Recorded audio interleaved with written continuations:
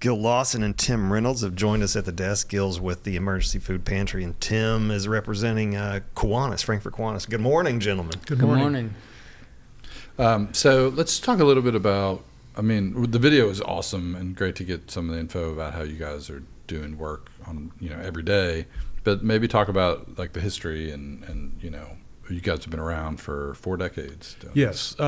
Just a little over 40 years ago, 3 women here in Franklin County decided that through churches that they needed to help people. And that was the beginning of the Emergency Community Food Pantry of Franklin County. It's evolved, obviously, over the 40 years. We have a building. We work every weekday and provide a week's worth of food to people in need. And it's all volunteer run. It's totally volunteer. Yeah. And so you guys are working every day during the week, providing, and it's folks coming in and out of the system, right? That's right. It could be someone who maybe lost a job, or maybe some disaster happened with their family, maybe a health issue or a fire at the home, whatever. The reasons really don't make much difference. If they need food, we're there to help them and their family and supply a week's worth of food to them. The thing that I always just, and I think I've said this to Tim before, just how the different organizations in this community come together to work on things and really, just make them more than they could be. It seems like this is just another one of those situations, right? It really is. Groups like the Kiwanis, all kinds of civic groups, businesses in the community donate both their time and money to us. The religious community obviously helps a lot, both giving us food and then helping us deliver it to clients. Our schools help. We have kids from Kentucky State and all the high schools pitch in from time to time, so it really is. And as a board member, you get to see that. You see all these people contributing, either when they're asked for help or just sometimes they just walk up with a bag of food and say, we had a food drive at our office, here's a couple boxes of food. And so I want to get into the big event that you guys are having this weekend, but if somebody watches this in 2 weeks and they're like, oh, I've got some, what's the best way to get in touch with you guys? Yes, we'll accept food anytime. We have about a half a dozen big food drives throughout the year, but we'll accept food anytime, probably through our Facebook page is the easiest, or our website. And people can give monetarily or, as I said, a bag of food.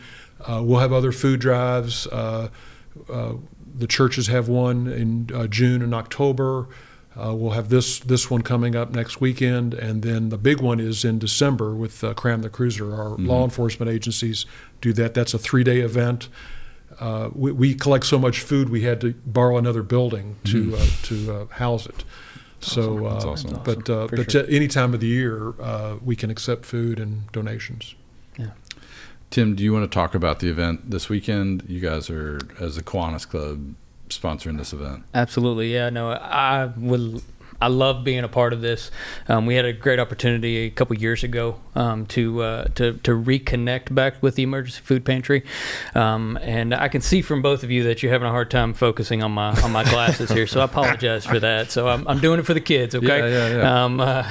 That's where Kiwanis is about the kids and about loving them. So, but we absolutely love being able to partner with them and to help in a small way, to give back in a small way for us, being at the doors at both the Kroger locations and seeing these people just give generously, abundantly. From some of those people may not have a whole lot, but they still give and they still understand what it means to give and to be compassionate on other people that are really in a time of need.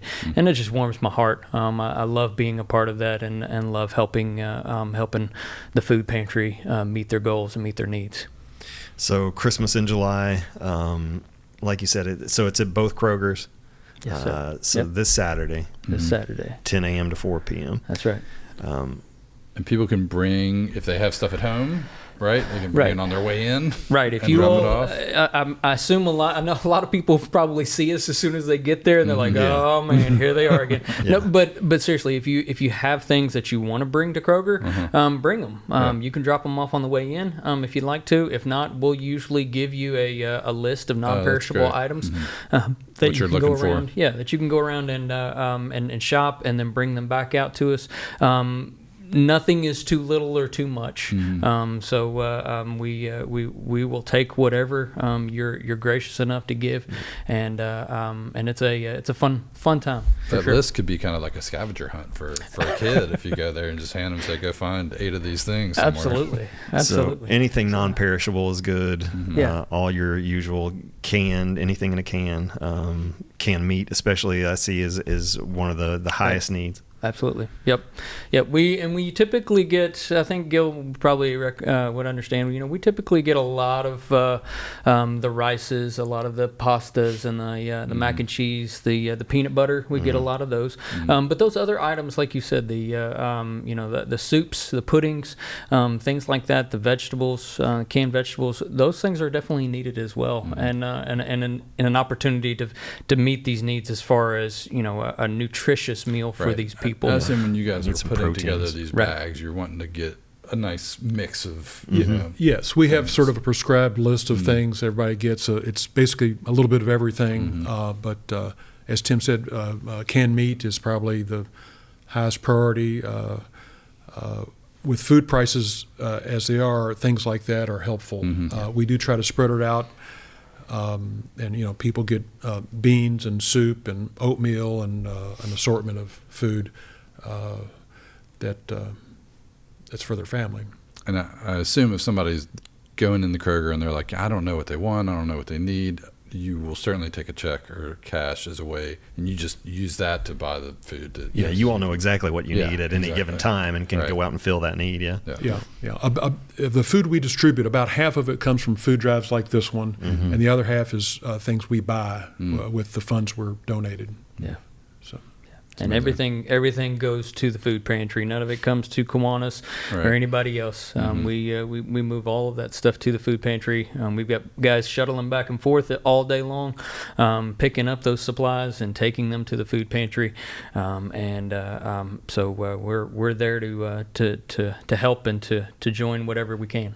We talked about on the show earlier, I think last month, that we just got past one of the major food drives for the year, Interfaith.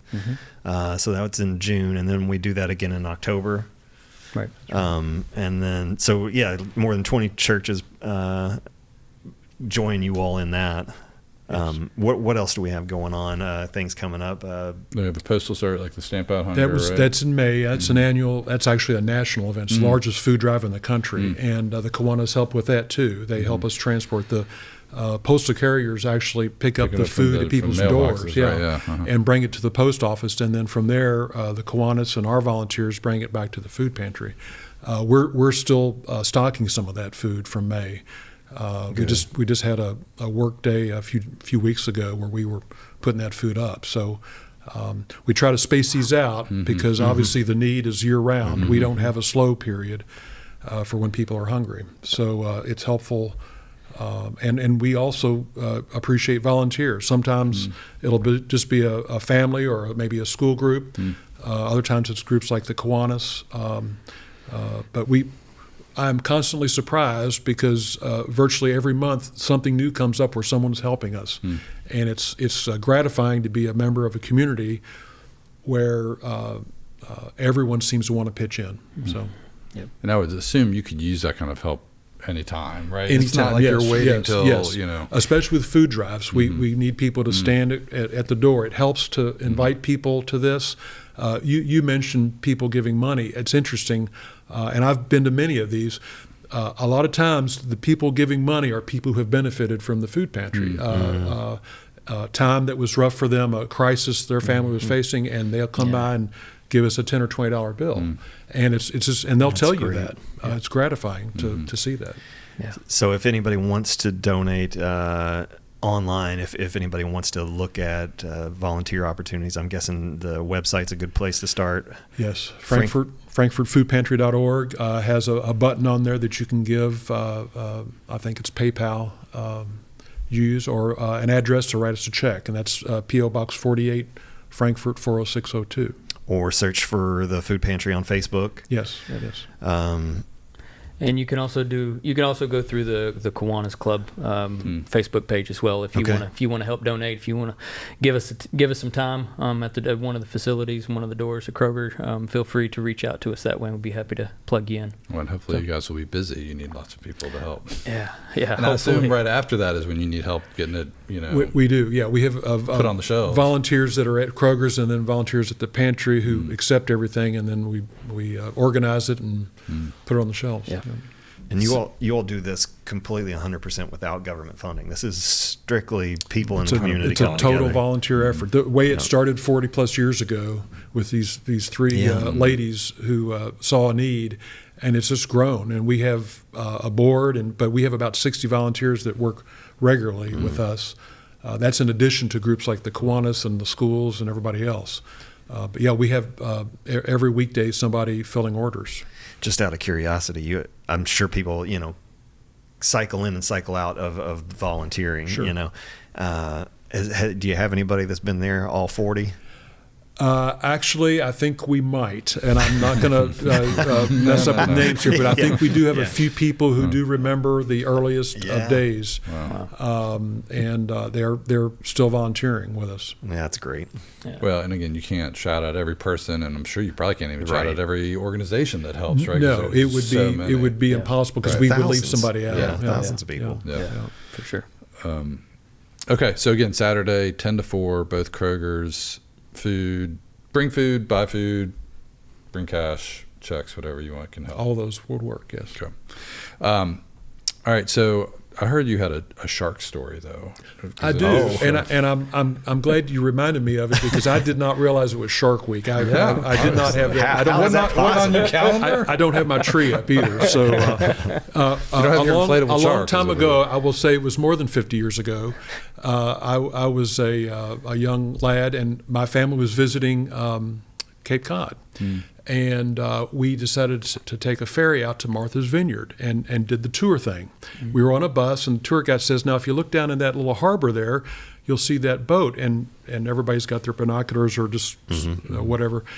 And you say, you see that big shark hanging off the side of it? He said, they're making some movie about sharks. And that was about the extent. Yeah. And we later, I guess the next year or two, realized it was Steven Spielberg, who no one had ever heard of, right, yeah. and Jaws, and they were filming some of the scenes, on the water there. Wow. And cool. We were simply in a bus. I didn't get up close. It was a big shark.